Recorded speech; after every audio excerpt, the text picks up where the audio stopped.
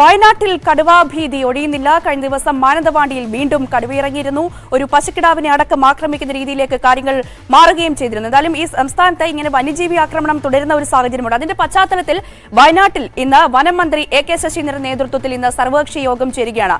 വാർത്തയുടെ വിശദാംശങ്ങളുമായി രതീഷ് വാസുദേവനാണ് വയനാട്ടിൽ നിന്നും ചേരുന്നത്. രതീഷ്, എന്തായാലും കടുവാ ഭീതിയിലാണ് വയനാട്. ഇപ്പോഴും ആ ഒരു ഭയത്തിലാണ് അവിടുത്തെ ജനങ്ങളും മാനന്തവാടിയിലെ പ്രദേശവാസികളും എല്ലാം. ഏത് രീതിയിൽ കാണണം ഇന്നത്തെ യോഗത്തെ? എന്ത് പ്രതീക്ഷിക്കണം യോഗത്തിൽ നിന്നും?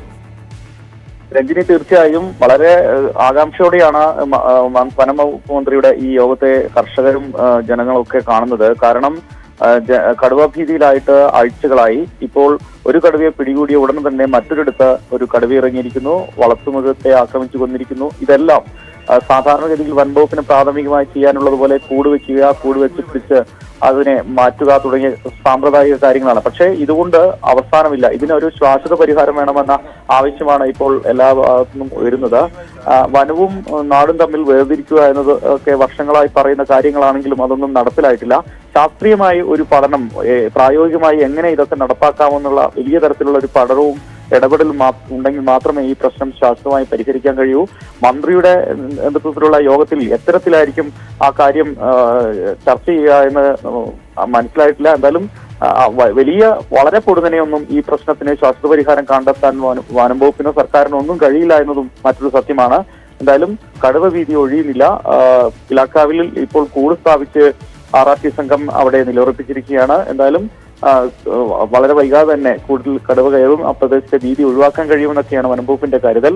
എന്നാലും ഈ വിഷയത്തിൽ വലിയ തരത്തിലുള്ള ചർച്ചയും പഠനവും ഒക്കെ തന്നെ വേണ്ടിവരും ശാശ്വതമായ പരിഹാരത്തിന് എന്നത് ഉറപ്പാണ്. കാരണം ദിനവും കാട്ടാനയും കടുവയും ഇറങ്ങുമ്പോൾ തുരത്തുക, പിടികൂടുക തുടങ്ങിയ കാര്യങ്ങൾ എപ്പോഴും പ്രായോഗികമല്ല. അതുകൊണ്ട് തന്നെ വലിയ തരത്തിലുള്ള പ്രതിഷേധങ്ങൾക്ക് ഇനി വരും ദിവസങ്ങളിൽ ഒരുപക്ഷെ ഇനിയും ഒരു വന്യമൃഗമോ മറ്റോ ജനവാസ കേന്ദ്രത്തിൽ ഇറങ്ങിയാൽ ഉണ്ടാകാൻ സാധ്യതയുണ്ട്. അതൊക്കെ തന്നെ വനം വകുപ്പും സർക്കാരും കാണുന്നുണ്ട്. അത്തരത്തിൽ ഗൗരവത്തിലുള്ള ഒരു ഇടപെടലിനായിരിക്കാം ഒരുപക്ഷെ ഇന്ന് സർവകക്ഷി യോഗത്തിന് തുടക്കമാവുക എന്ന് കരുതുന്നു. എന്തായാലും 10 മണിക്കാണ് കളക്ടറേറ്റിൽ സർവകക്ഷി യോഗം വിളിച്ചിട്ടുള്ളത്. എന്തായാലും അതിന്റെ വിശദാംശങ്ങൾ വരുമ്പോൾ മാത്രമേ അത്തരം ഒരു ചർച്ചയിലേക്കും സാധ്യതയിലേക്കും ഒക്കെ നമുക്ക് പോകാൻ കഴിയുള്ളൂ. എന്തായാലും വന്യമൃഗത്തിന്റെ ഭീതി വയനാട്ടിന്റെ ഗ്രാമങ്ങളിലും നഗരങ്ങളിലൊന്നും ഒഴിയുന്നില്ല എന്നതാണ് യാഥാർത്ഥ്യം. എന്തായാലും ചർച്ച അത്തരം പ്രശ്നങ്ങൾ പരിഹരിക്കുന്നതിലേക്ക് നയിക്കുമെന്ന് നമുക്ക് കരുതാം. എന്തായാലും 10 മണിക്കാണ് ചർച്ച തുടങ്ങുന്നത്. തീർച്ചയായും എന്തായാലും സർവകക്ഷി യോഗം 10 മണിയോടുകൂടി ആരംഭിക്കും. കടുവാ ഭീതി ഒഴിയുന്നില്ല വയനാട്ടിൽ. ഇന്നിപ്പോൾ വനം മന്ത്രിയുടെ അധ്യക്ഷതയിൽ അവിടെ സർവകക്ഷി യോഗം നടക്കുന്നുണ്ട്. എന്ത് തീരുമാനം യോഗത്തിൽ ഉണ്ടാകുമെന്നതാണ് ഈ വാർത്തയുമായി ബന്ധപ്പെട്ട് എടുത്തു കാണേണ്ട തീരുമാനം. വാർത്തയുടെ വിശദാംശങ്ങളാണ് രതീഷ് വാസുദേവൻ അവിടെ നിന്നും പങ്കുവച്ചത്.